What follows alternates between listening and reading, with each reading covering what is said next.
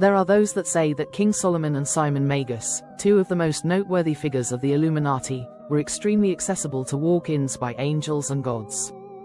The human soul of either man did not depart during the walk-in, the possession, by the higher being, but instead worked with it, learned from it, and absorbed knowledge, talent and power from it, making these two men semi-divine, as their legends attest. The idea of walk-ins is compatible with a reincarnational worldview, but not a resurrectional worldview. Walk-ins are an example of the transmigration of the soul, the movement of the soul from one place to another, a doctrine taught by Pythagoras. Some people have put Jesus Christ in the same camp as Solomon and Simon.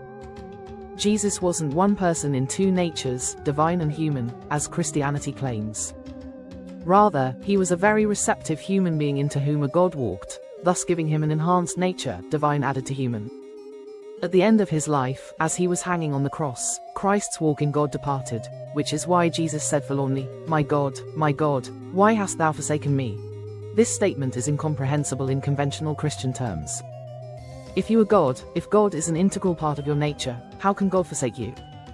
It's impossible. But Jesus wasn't God. He was a host for a higher being, just as many people in ancient history were, especially in the bicameral period.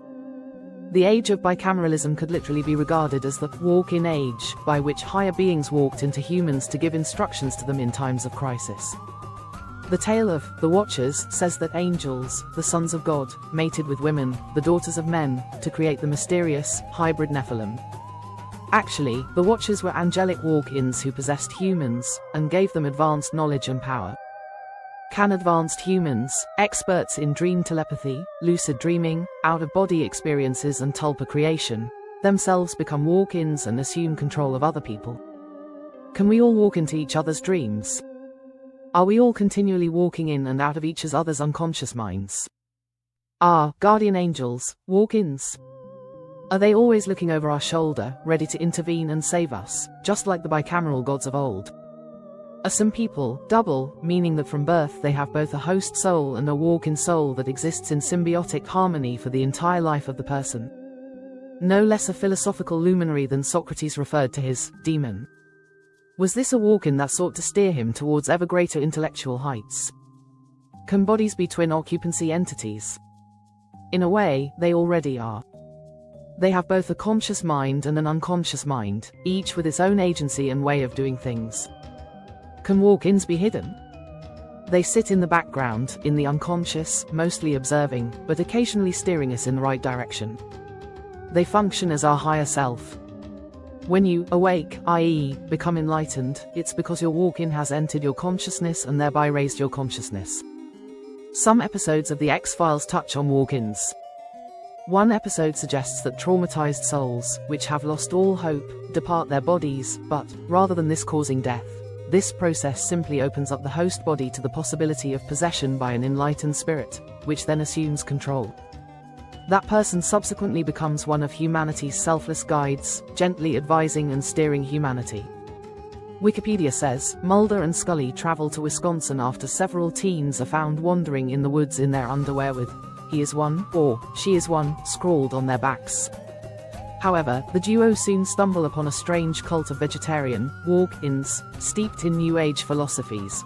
Meeting with Sheriff Mazarowski, the agents initially suspect a nearby cult, the Church of the Red Museum, which was founded by vegetarian Richard Oden. Mulder, Scully and Mazarowski attend a ceremony of the Red Museum, causing Mulder to believe that they are walk-ins, people whose souls have been taken over by someone else. One of the kidnapped victims claims to have felt an animal spirit enter him. The leader of the cult claims to become possessed by enlightened walk-in spirits who then teach the congregation through him. He types their words on a computer for his wife to read out to the congregation. Channeling, the belief that a person's body has been taken over by a spirit for the purpose of imparting wisdom, can be regarded as a walk-in phenomenon. What about spiritualism? Wikipedia says, spiritualism is a religious movement based on the belief that the spirits of the dead exist and have both the ability and the inclination to communicate with the living. The afterlife, or the spirit world, is seen by spiritualists, not as a static place, but as one in which spirits continue to evolve. These two beliefs, that contact with spirits is possible, and that spirits are more advanced than humans, lead spiritualists to a third belief. that spirits are capable of providing useful knowledge about moral and ethical issues, as well as about the nature of God. Some spiritualists will speak of a concept which they refer to as spirit guides, specific spirits, often contacted, who are relied upon for spiritual guidance. The medium who contacts the spirit world may be considered as a voluntary host for walk-ins who then communicate through the host to the other parties present at the séance. Walk-ins are often described as entities composed of starlight. Walk-ins are said to save children who have suffered terrible abuse. The child's soul departs temporarily while the walk-in stands in for them and endures the abuse instead. This saves the child from all the pain and horror. Benevolent walk-ins are eager to save children otherwise doomed to live unhappy lives. They want to shield the vulnerable children from potential harm and give them a decent chance in life. The children's souls go away to a peaceful place until it is safe for them to return. They rarely have any memory of where they have been. The idea of walk-ins is of course absurd if the brain is the mind, as scientific materialists claim. It's also absurd if the soul is inherently in the body. However, given ontological mathematics, where monadic souls link to bodies rather than being in bodies, walk-ins are easy to explain. One monadic soul can temporarily unlink from a body, while another monadic soul, an advanced soul, can then take over the link, thus keeping the body alive. A body without a link to a monadic soul would immediately die. It's even possible for two monadic souls, one dominant and one submissive, to link to the same body. The dominant soul typically operates through the conscious mind, while the submissive soul typically sits in the unconscious mind in a hidden observer capacity. Have you considered the complexity of complexes? Jung said, the contents of the personal unconscious are chiefly the feeling-toned complexes, as they are called. They constitute the personal and private side of psychic life. The contents of the collective unconscious, on the other hand, are known as archetypes. Jung pointed out that just as we have complexes, complexes have us. In many ways, the complexes are as much autonomous beings as we are. Just as we are troubled by complexes, so are our complexes troubled by us. For each complex, we are one of its complexes, getting in its way, thwarting it. Each complex has a complex about us. Jung said, the complex must be a psychic factor which, in terms of energy, possesses a value that sometimes exceeds that of our conscious intentions, otherwise disruptions of the conscious order would not be possible at all. Complexes typically have very high energy, which is exactly why they can intrude into consciousness, and exactly why they can cause us as much trouble as they do. Our psyche assigns them a sky-high value. Complexes are actually vital to us. Jung said, complexes are focal or nodal points of psychic life which we would not wish to do without. Indeed, they should not be missing, for otherwise psychic activity would come to a fatal standstill. Here, Jung proposed that the operations of the psyche depend on the formation of complexes, and that, if we couldn't do this, our psyches couldn't operate at all. The mind needs to produce complexes, psychic beings. Jung wrote, what then, scientifically speaking, is a feeling-toned complex? It is the image of a certain psychic situation which is strongly accentuated emotionally and is, moreover, incompatible with the habitual attitude of consciousness. This image has a powerful inner coherence, it has its own wholeness and, in addition, a relatively high degree of autonomy, so that it is subject to the control of the conscious mind to only a limited extent, and therefore behaves like an animated foreign body in the sphere of consciousness. The complex can usually be suppressed with an effort of will, but not argued out of existence, and at the first suitable opportunity it reappears in all its original strength. Complexes are like ghosts haunting our psyche, and they will keep haunting us unless we resolve them, unless we confront them and integrate them into consciousness. Jung said, a complex can be really overcome only if it is lived out to the full. In other words, if we are to develop further we have to draw to us and drink down to the very dregs what, because of our complexes, we have held at a distance. It's all about facing your demons. You can't run away from them. You always have to stand, fight and beat them. Demons never go away of their own accord. One way or another, you have to address them.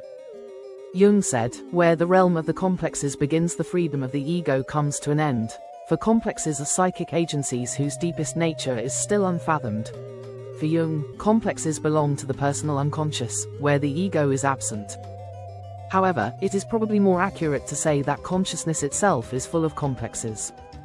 For every person we know, we have a complex idea of them that constantly changes as we interact with them. many people can cause us severe conscious problems. In what way are they not problematic complexes, demanding that we find a way to deal with them? They are amongst the many demons we have to contend with. My name is Legion, for we are many. What's the deal with archetypes? Jung wrote, archetypes are not whimsical inventions but autonomous elements of the unconscious psyche which were there before any invention was thought of. They represent the unalterable structure of a psychic world whose reality is attested by the determining effects it has upon the conscious mind. Jung said, archetypes, in spite of their conservative nature, are not static but in a continuous dramatic flux.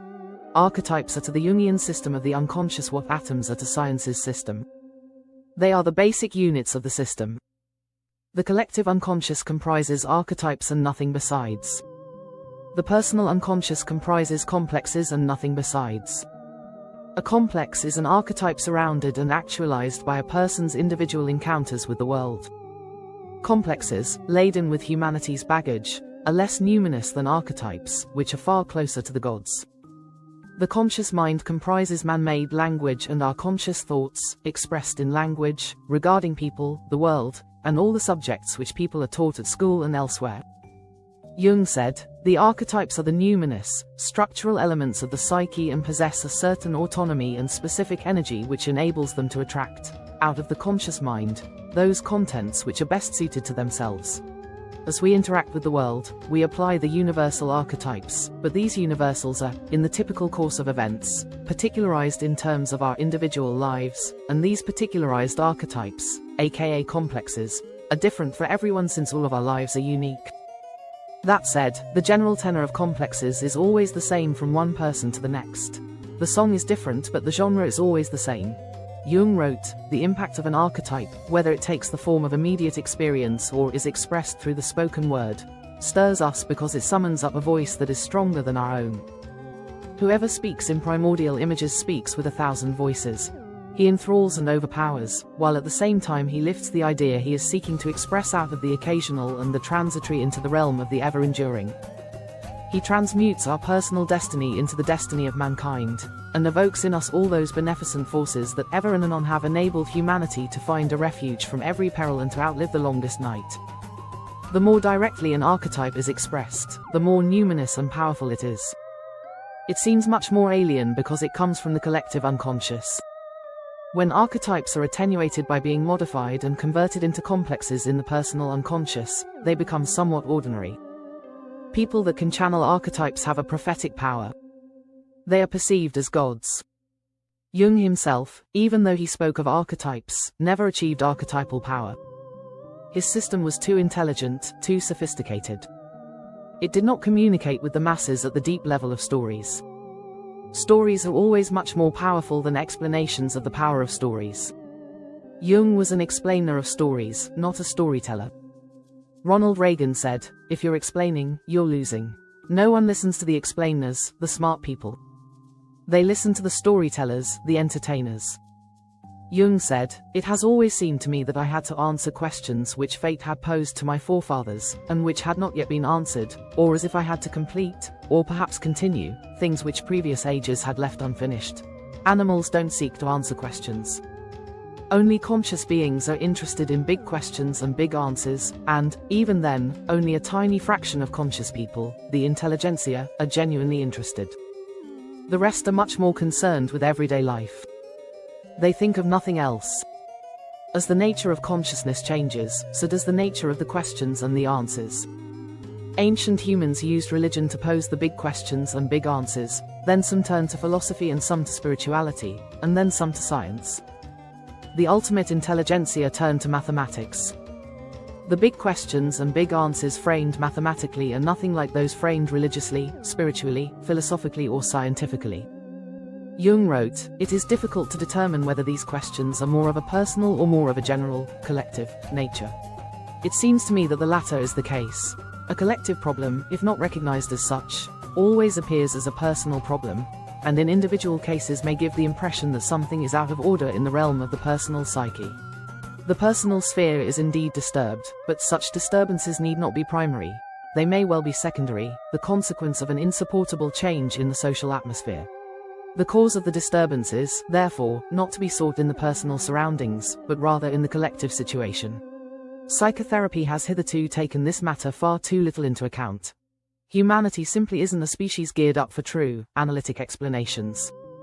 It doesn't want them. It's a species all about stories. People regard stories as explanations.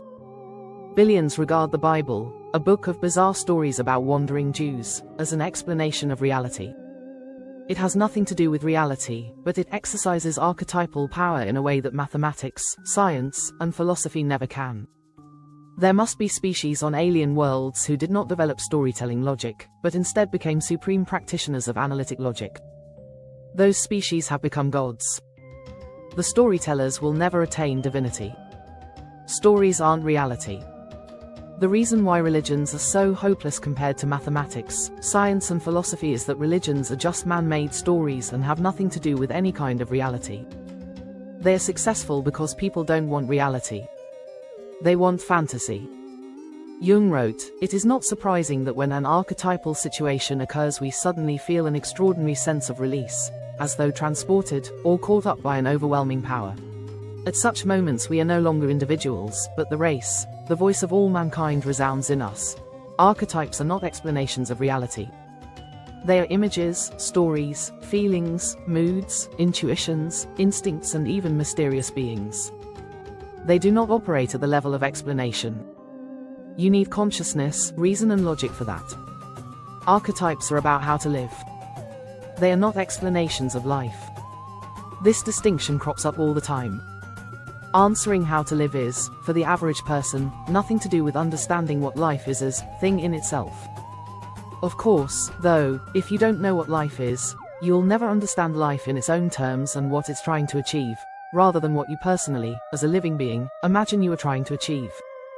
It should never be forgotten that biological evolution, and the instinctual mental evolution associated with it, is all about biological survival and biological reproduction. It has nothing to do with truth. Only cultural evolution, and in fact a very specific cultural evolution, namely that of the culture of the intelligentsia, and not of the ordinary people, evolves with respect to the truth. It may make mistakes, even big mistakes, en route, but at least the truth is esteemed by it. Most human beings have no interest whatsoever in the truth. They want to believe whatever lies comfort and reassure them. Their culture is associated with the evolution of the lie, as we especially see with religion and spirituality. These totally false systems are regarded as the highest truth by the masses. Culture is much more likely to be anti-truth than pro-truth. Just look at human history. Nietzsche said, "For hitherto what one has always been forbidden on principle has been nothing but the truth." Jung wrote, "Archetypes are forms of different aspects expressing the creative psychic background. They are and always have been numinous and therefore, divine. In a very generalizing way we can therefore define them as attributes of the Creator. The Creator doesn't explain what he does. He doesn't explain why he is, why he does what he does, why he behaves as he does. He doesn't explain himself to himself, or to anyone else. And the average person has no interest in being provided with explanations by God. They want God to be a mystery. People, at a deep level, detest explanation. That's why humanity as a species is not obsessed with mathematics, philosophy and science, anything but. God dispenses commandments, not explanations. He seems utterly uninterested in explanation. What captivates him is power, and exercising power over others. That's what the masses tune into, naked power. When you look at the world's religions and spiritual systems, it's extraordinary the lengths they go to in order to avoid explaining anything at all. There is no science, no mathematics and no philosophy in any of the world's religions and spiritual systems. There are plenty of stories and interpretations and extrapolations of stories. There's plenty of faith, mysticism and emotionalism. There's no reason and logic. Jung wrote, "The great lure of the archetypal situation is that you yourself suddenly cease to be. You cease to think and are acted upon as though carried by a great river with no end. You are suddenly eternal. In other words, the collective unconscious speaks to you, and that is perceived by you as God." In the bicameral era, humans heard gods talking to them. These were actually archetypes delivering commands. Archetypes are typically discussed in terms of images. In fact, they should be discussed as bicameral gods, as autonomous beings that talk and command. The unconscious mind is populated by beings. That's why schizophrenics hear many voices. Consciousness, too, is a being, the being known as I, the ego. It's the voice we hear all day long. Consciousness imagines it's in charge, but it isn't. It just tells itself stories about being in charge, and it's the only voice it hears, unless it succumbs to psychosis, in which case it hears many voices and falls apart as a coherent entity capable of self-direction. Many Bible stories concern people clearly being spoken to by archetypes, which they interpreted as angels or God. God could even be imagined as a talking bush, while the devil was portrayed as a talking snake. Think of God as the sum of all the archetypes. Many ancient philosophers regarded God's mind as being comprised of Plato's perfect, eternal forms. It would be better to imagine God as being composed of personalized forms, i.e., each form is an autonomous being, a person, manifesting the properties of that particular form. Think of the form of justice as the perfect judge. Think of the form of love as the most exquisite lover. Think of the form of wisdom as a genius philosopher, such as Plato himself. God is then a hive mind of living, purposeful forms. Jung wrote, "Anyone possessed by an archetype cannot help having all the symptoms of inflation. For the archetype is nothing human. No archetype is properly human. The archetype itself is an exaggeration and it reaches beyond the confines of humanity. People are possessed by archetypes, just as, in bicameral times, they were possessed by the gods. They are of course the same things." The recent Trumpist phase of American history was remarkable because it showed tens of millions of Americans becoming archetypally possessed and falling victim to inflation and mania. The whole debacle culminated with the storming of the Capitol, an event carried out by people who had lost their conscious minds and become purely the puppets of unconscious forces. The psyche is not about static forms. It's about dynamic, living archetypes. When we dream, we do not dream of static forms. We dream of people. Dreams are always about beings, entities, creatures, and feelings, not about ideas, reason, logic, concepts, and intellectualism. When people are on DMT trips, they don't dream of ideas, they dream of machine elves, jesters, and such like, i.e., they encounter alien beings and entities, often of a numinous kind. They are having encounters with archetypes, distorted by DMT into bizarre, alien shapes. When people claim to have had encounters with numinous aliens that probed them anally, these were in fact archetypal encounters. People always receive archetypal encounters as more real than real, as much more profound than normal experience. They often feel overwhelmed, and even violated, hence the notion of the anal probe. With animism, people imagined rocks, trees, the sky, lakes, volcanoes, mountains, and so on, as inhabited by spirits. People have a natural tendency to convert anything into a living being, with aims, with emotions, capable of doing things. Why should humans have this tendency unless it's actually encoded in how the psyche functions? It comes naturally to most people to imagine objects as creatures, or as home to creatures. That's because all archetypes, the functional units of the psyche, manifest as living beings. That's why humanity is so preoccupied with angels and demons, gods and devils, aliens, pixies, leprechauns, fairies, elves, sprites, and so on. Archetypes manifest in all manner of weird and wonderful ways. Why do these bizarre creatures exist in the human imagination at all if they do not have some kind of reality, an archetypal reality, behind them? It's not that fairies exist. It's that archetypes exist which the mind interprets as fairies, as ethereal creatures, as machines, elves, different from the creatures of the natural world. Why are scientists so peculiar? They are people who deny the reality of the mind and free will. These people are totally locked into their senses, and their senses show them nothing but things, so they regard everything, including themselves, as things. They don't imagine anything inside the things because they can't see anything inside the things. They laugh at the whole notion of soul and spirit, whereas the ancient animists would have said that anyone who denied that all things were controlled by souls or spirits was deranged. Either the sensing types are mad, or everyone else is. Jung wrote, "Complexes are in truth the living units of the unconscious psyche. As with complexes, as with archetypes. They are living units, with their own agency, seeking to achieve their own goals within the collective unconscious, and also intruding into the personal unconscious to give rise to complexes. They are like the sentient programs of the Matrix. In that movie, the architect's control of the Matrix was exerted through essentially autonomous programs, manifesting as humans. Jung wrote in relation to the unconscious, "It is as if you were ruler of a land which is only partially known to yourself, king of a country with an unknown number of inhabitants. You don't know who they are or what their condition may be. Time and again you make the discovery that you have subjects in your country of whose existence you had no idea. That's always how it is for the conscious mind.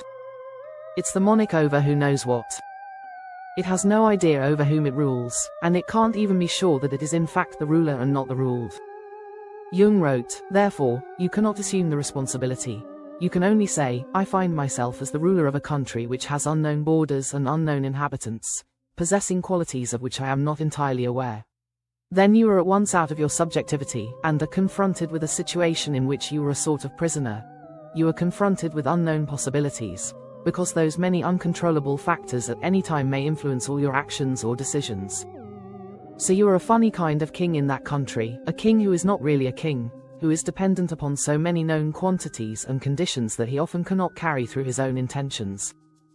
Therefore, it is better not to speak of being a king at all, and be only one of the inhabitants who has just a corner of that territory in which to rule. And the greater your experience, the more you see that your corner is infinitely small in comparison with the vast extent of the unknown against you. We think of ourselves as unitary minds. In fact, we are a vast constellation of minds, and our supposedly unitary mind is simply the one that refers to itself as I, and tells a continuous story about itself via language. This story is the greatest fiction of all time. We are not in charge. We are subject to complexes and archetypes that we know nothing about, but which pull all of our strings and know where all the bodies are buried. They press all of our buttons. They say, jump, and we jump. They are our inner demons, and they are in charge. It's not a case of people being possessed by demons. Rather, people are possessed by consciousness. If this entity were exorcised, people would return to being animals, the fifth ape, and most people would be much happier. Schopenhauer said, "The animal lacks both anxiety and hope because its consciousness is restricted to what is clearly evident and thus to the present moment. The animal is the present incarnate. That's the state that all the meditators and mindful people seek, to live non-judgmentally in the moment, the present incarnate, as pure animals, freed from the travails of consciousness. These people are all despisers and enemies of consciousness, seeking to abolish it and to return to the condition of animal, imagined to be some sort of idyllic state, that of the original Eden before Adam and Eve rebelled against God, ate of the tree of knowledge and became conscious. The Eden tale is the story of humanity being expelled from paradise by daring to become conscious. The New Ages and mystics want to go back to Eden, by removing their judgment, their consciousness, their means of disobeying God and seeing themselves as God.